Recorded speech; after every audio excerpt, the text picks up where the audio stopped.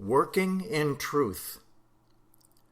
Trust in the Lord with all thy heart, and lean not to thine own understanding, but in all thy ways acknowledge him, and he shall direct thy paths.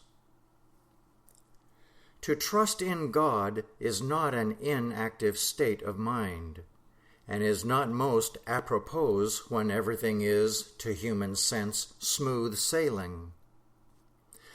We have more need of trust in God in time of outward storm than in time of outward calm. To rightly trust in God is not a passive condition, but is to actively lay hold on and declare the supremacy, allness, and potency of the everlasting laws of God good, and to keep doing this every moment until we have won inward peace, and not only peace, but joy, and not only joy, but the conscious sense of power, the realization that no error can stand before us, because we have consciously taken our stand with the law, the dynamic energy of God. We are fighting with the sword of the Spirit, which is the Word of God. If we can keep ourselves in this active realization of peace, joy, and good, and power, at least part of the time daily, and especially if we can so reverse the arguments of mortal mind as to rise into this sense of spiritual power at those special times when error would argue the reality of discouragement, injustice, grief, separation, etc. to us, so that we shall maintain a peaceful consciousness all of the time, rising at times into the active, assertive realization of the presence and power of unity, justice, and love, the outward discord will soon disappear.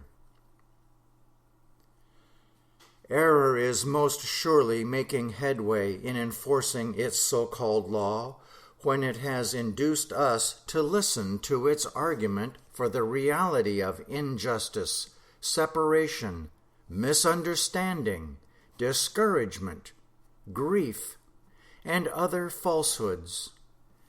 And this is just the time when error needs to be met. It is not wise to say to ourselves, well, I will yield to this sense of discouragement, or smarting, or grief, or injustice, or whatnot, until the mood passes.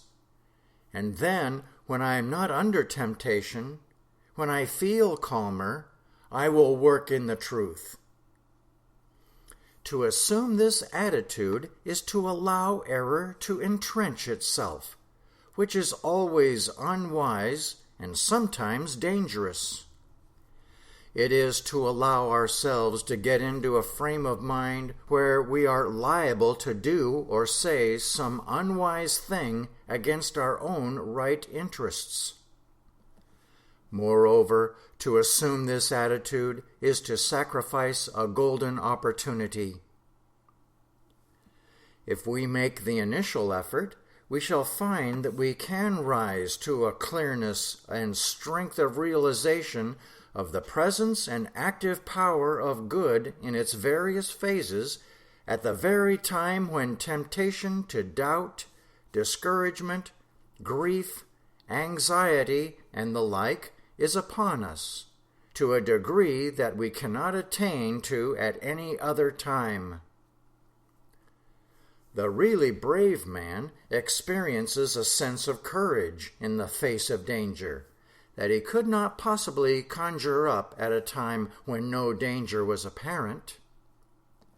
So the true Christian can realize a degree of love at the very time when error is trying to argue hate or unfairness or jealousy, without or within or both, that he otherwise would find difficulty in attaining. Likewise, the true Christian if he takes advantage of his opportunity, can realize joy in good, joy in the knowledge that it is in his power to enforce good, joy in the certain prospect of seeing error, injustice, falsehood, narrowness go down before the mental enforcement of love, to a degree that, at his present stage of growth, he cannot attain to, except when he is spurred to rise to such a spiritual height by a conscious reaction against outward suggestions or occasions for grief, anxiety, or fear.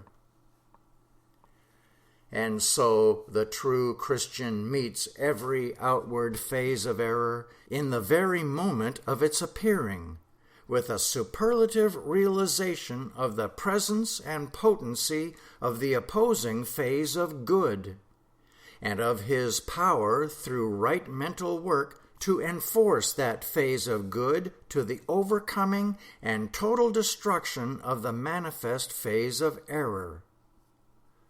Thus, hatred, malice, envy, jealousy, revenge are met with the realization and mental enforcement of love. Injustice with the realization and enforcement of justice. Fear with the realization and enforcement of the omnipotence of God good. Just as the courage of the trained soldier rises instantaneously and automatically in the face of danger, likewise we can rapidly so train ourselves that the disposition to the mental enforcement of the law of God good shall spring up in our consciousness instantaneously and spontaneously upon the appearance of error in any phase. And this, too, as previously remarked, to a degree that we could not now attain to except in the face of some obstacle to be overcome.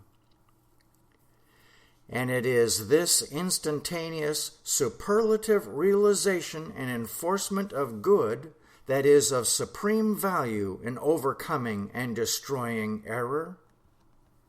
It does not permit us to virtually consent to the reality of error anywhere, from a few hours to a few days before waking up to combat it, thus allowing error to entrench itself in our consciousness and in the outward situation. But it meets error on the spot, and with a clearness and potency of realization to which we could not attain if we were less prompt in turning to God. And thus error is stifled and cast into outer darkness, its native nothingness, often in the very moment of its seeming birth, and usually before it has assumed large apparent proportions. In dealing with mental errors such as anger, jealousy, injustice, selfishness, narrowness, as manifest through those with whom we are associated, it is usually wiser not to say very much audibly, or to be drawn into discussions, but to mentally enforce the law of God. Though we walk in the flesh, we do not war after the flesh by human speech and understanding. For the weapons of our warfare are not carnal, but mighty through God, love, to the pulling down of strongholds, casting down imaginations, and every high thing that exalteth itself against the knowledge of God, and bringing into captivity every thought, within or without, to the obedience of Christ. If thou art obeying God, and art thus the child of God, no weapon that is formed against thee shall prosper, and every tongue that shall rise against thee in judgment thou shalt condemn. This is the heritage of the servants of the Lord, and their righteousness is of me, saith the Lord. Let us mentally enforce this law. Let us train ourselves to do it immediately and automatically and confidently whenever error asserts itself. Watch, pray, aspire after, realize, and enforce good without ceasing. Be instant, in season, out of season. Thus shall we uniformly have peace, joy, and victory in God, and ofttimes the more in the very moments when error is most assertive, until, at the last, we shall have part in the final victory when all error shall disappear, never to appear again. Thus far, the overcoming of discord in the mental realm has been spoken of. But discord in the so-called physical realm is to be removed in the same way. Apparent disease or weakness in the body should be instantly met with the realization and enforcement of the laws of harmony and strength. And the sense of poverty or accident should be overcome with the continued and vivid realization and declaration that plenty and order are the everlasting facts of being, and that there are no contrary facts. All that appears to the contrary is not fact, but destructible illusion. The affairs of mortals, both mental and physical, often get into sad tangles and grow worse and worse past their power to help.